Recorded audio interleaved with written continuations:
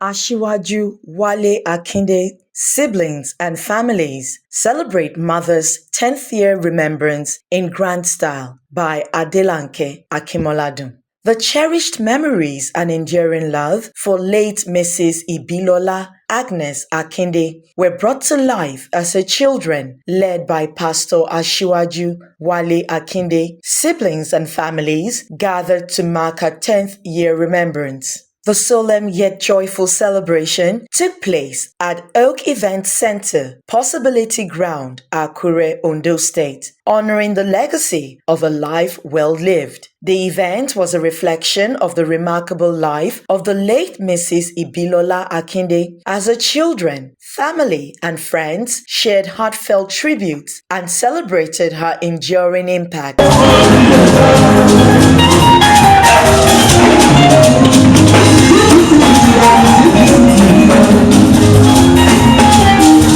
Pastor Asiwaju Wale Akinde, a UK-based pastor, described his mother as a virtuous and industrious woman, a pillar of support to her husband, and a source of kindness and inspiration to all who knew her. He expressed deep gratitude to all attendees and prayed for their safe journey back home. My mother has been a fantastic woman.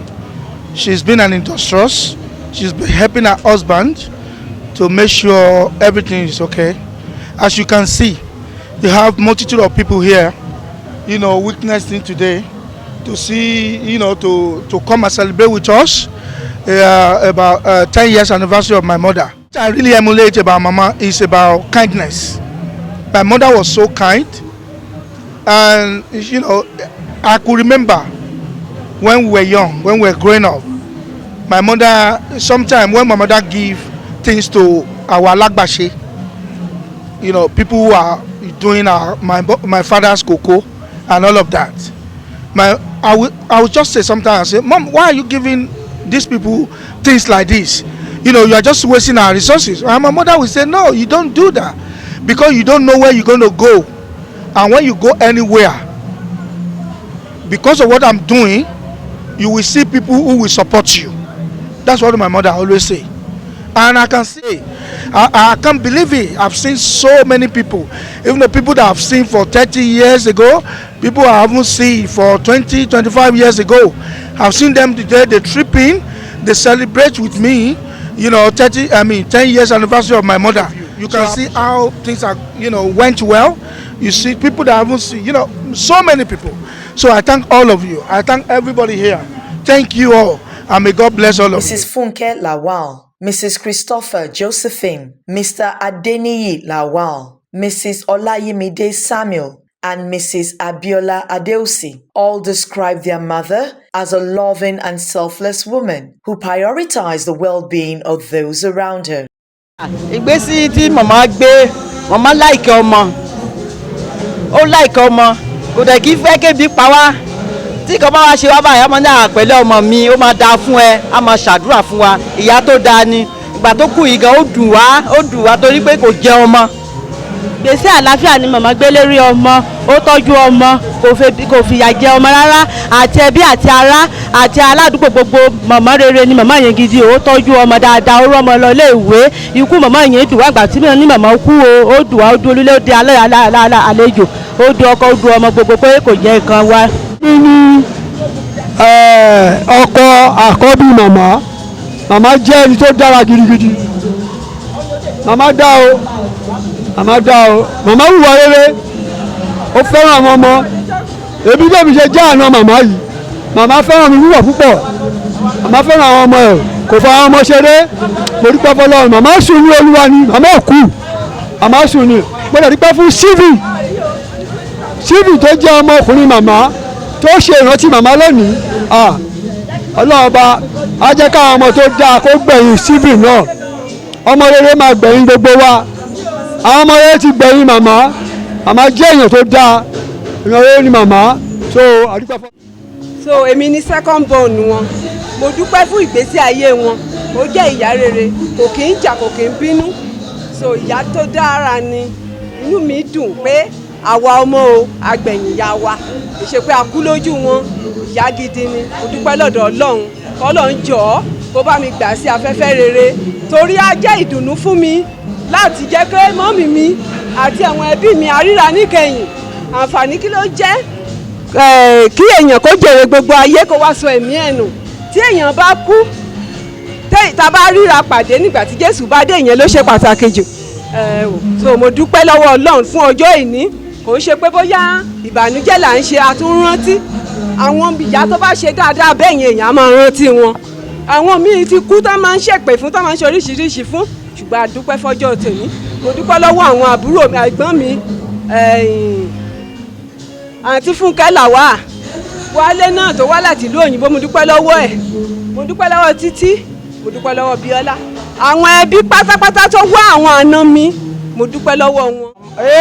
Ìyá dáadáa nìyá mi o èmi last born wọn so wọ́n dẹ̀ try fún mi gan kan tó kú in fact òkú wọn gan ó jẹ́ ìbànújẹ́ fún mi torí gbogbo ìgbà ni mo máa rántí wọn tínú mi ò dẹ̀ kí ń dùn but mo dúpẹ́ pé a wà láyé àwọn ẹ̀gbọ́n mi wà láyé mo wà láyé àwọn fámìlì wa náà dẹ̀ wà láyé so ó tọ́pẹ́. Ìgbésí ayé rere ni sísítà mi lò Agnes Ibilola Akinde wọn ò ní wàhálà rárá wọn ò ní anybody lára àdúrà ṣáná máa ń ṣe wọ́n á ṣe fáwọn àbúrò wọn wọ́n á ṣe fáwọn ọmọ wọn wọ́n dẹ̀ nífẹ̀ẹ́ ìyá wọn bàbá wọn wọ́n kó wa mọ́ra nǹkan tí kú wọn tó fi dùn wá nìyẹn.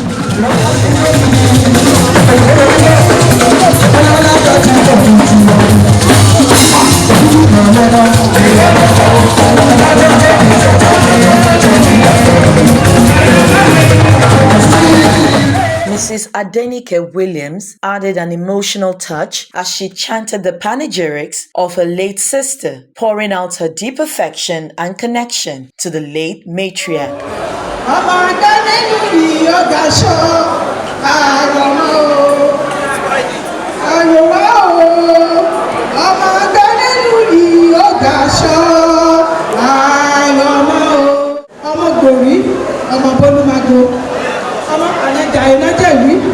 ọmọdé kàkàkà ọkàn ọmọ múkà méjì wẹ́kọ̀rọ̀ súkù ọmọ olúkòkò ti yàrá mọ́lẹ̀ ọmọ múlà méjì wẹ́kọ̀rọ̀ súkù ọmọ olúkà méjì nínú àdàkà àkàràmúṣẹ́ méjì sínú àdàkà tẹ̀ ṣùkòtò Honorable Tunde Ojo, a UK-based childhood friend of Asiwaju, Pastor Wale Akinde, and an Ekiti native, reminisced about the kindness and warmth of the late Mrs. Akinde. He encouraged others to emulate her virtues, describing her as a mother figure to many beyond her immediate family. Mama tó kú, Mama Agnes, ìyá gidi ni màmá o. Ìgbà táwọn wà ní skul èmi àti ọmọ wọn wálé a máa ń wá sí Ìdànrè a máa ń ṣeré ní Yaba nílé bàbá gbógi ní Yaba màmá ìlú máa dáná fún wa wá ṣe oúnjẹ ọ̀rẹ́ wálé tún wà very nice. I was so sad pé màmá ó yẹ kẹ́ jẹun ní ẹ̀kẹ́ tó lọ. The event was ignited by Global Ambassador Segun Wonders and his musical band, who thrilled guests with captivating performances. Attendees enjoyed an abundance of food and drinks, fostering a spirit of celebration.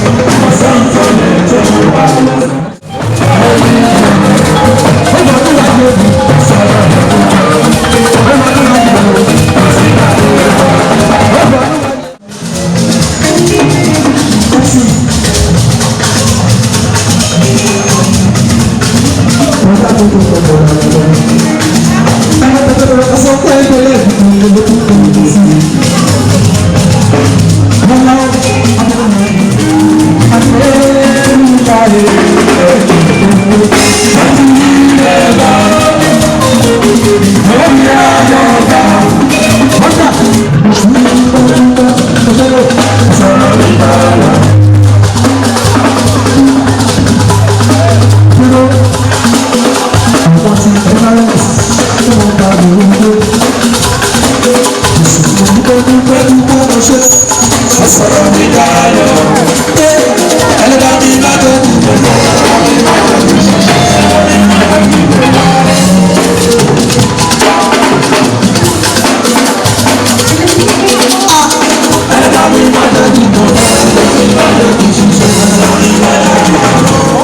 Distinguished guests were Mr. Victor Agoshile, Mr. Abiodun Adesoji, Engineer Brown Akinuli, Honorable Olatubosun Adegbeyeni, Honorable Mayokun Akinmoladun, Honorable Omolade Akinkwowo, Mrs. Ronke Akindolire, Mrs. Ronke Kone Akinkwowo, and Pastor Idowu Akinrilola. All of them paid their respects to the memory of Mrs. Akinde. The 10th year remembrance of late Mrs. Ibilola Agnes Akinde was a testament to her love, kindness, and unwavering dedication to her family and community. Her legacy continues to inspire her children and all who knew her, making her a cherished figure in their hearts forever. Omolola Akimbo, reporting for Platinum TV.